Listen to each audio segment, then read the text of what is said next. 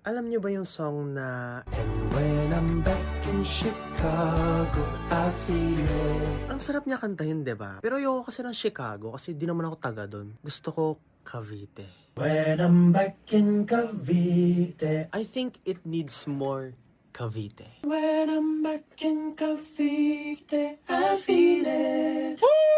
Alam mo yung gitara nito, rock and roll eh.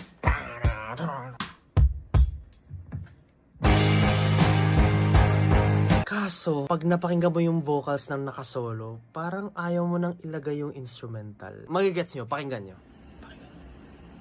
And when I'm back in Cavite, I feel it. Another version of me, I was in it. I'll wave goodbye to the end of beginning. Oh! Ganda!